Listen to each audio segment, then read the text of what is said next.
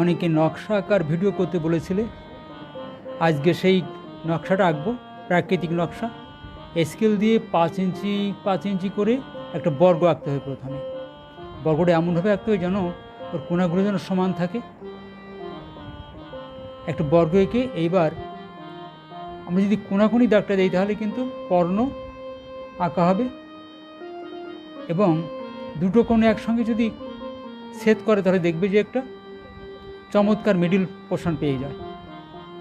এবার পাশ থেকে অর্ধেকটা নিতে হবে, 5 ইঞ্চি হলে তাহলে 2.5 ইঞ্চি। এবার কেন্দ্র থেকে একটু মিল রেখে রেখা টানলেই বর্গটা দুভাগে ভাগ হয়ে গেল। তাহলে 4 ভাগে ভাগ করে মাঝখানে একটা ছোট্ট মতো বৃত্ত দিয়ে এবার যে ফুলটা আঁকবো প্রাকৃতিক, অর্থাৎ ফুলের নকশা বা ফুল লতা পাতা দিয়ে নকশা, ফুলটা এঁকে এবার একটা পাতার মতো করে আঁকা যেতে পারে। হ্যাঁ, সবগুলো সমান রাখার চেষ্টা করতে হবে। নকশা আঁকা আসলে একটু জটিল, সূক্ষ্মতা রাখতে হবে সবসময়ের জন্য। কোথাও রাফ করা যাবে না, কোথাও যেন রঙটা বেরোয় না যায়, ড্রয়িংটা যেন আঁকা বাঁকা না হয়।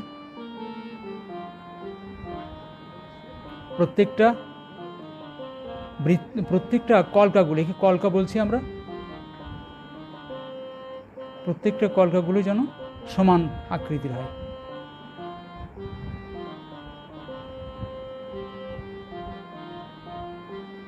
কলম দিয়ে একটি ড্রয়িং করে নেওয়া যেতে পারে, তাহলে সূক্ষ্মতা আসবে বেশি করে, রঙটা বেরোবে না।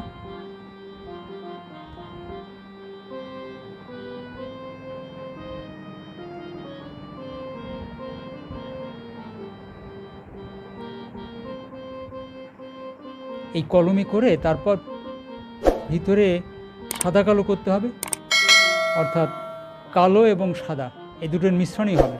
তাহলে মার্কার দিয়ে করা যেতে পারে বা HB পেন্সিল দিয়ে ড্রয়িং করা যেতে পারে, কিন্তু ভিতরে রঙটা দিতে হবে 6B দিয়ে, যেন কালো হয়, যেন পরিচ্ছন্নতা থাকে, যেন সুন্দর করে দিতে হবে। খুব খুব সুন্দর হবে, নিটনেস হবে, রঙটা বেরোবে না, এবং প্রত্যেকটা পাপড়ি, প্রত্যেকটা অংশ যেন সমান হয়, একের থেকে আরেকে যেন সমান হয়।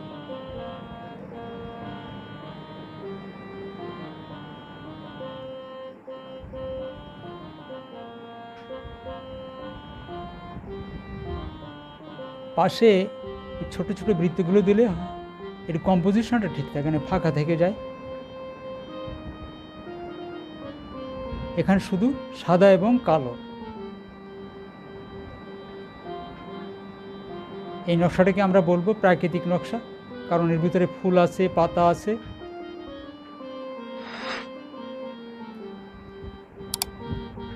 তবে মুক্ত হস্তে আঁকা যাবে না, এটাকে অবশ্যই স্কেলের সহায়তা নিতে হবে। ভিডিওটা ভালো লাগলে কমেন্ট এবং লাইক করবে, এবং নতুন নতুন ভিডিও পেতে গেলে সাবস্ক্রাইব করে রাখবে।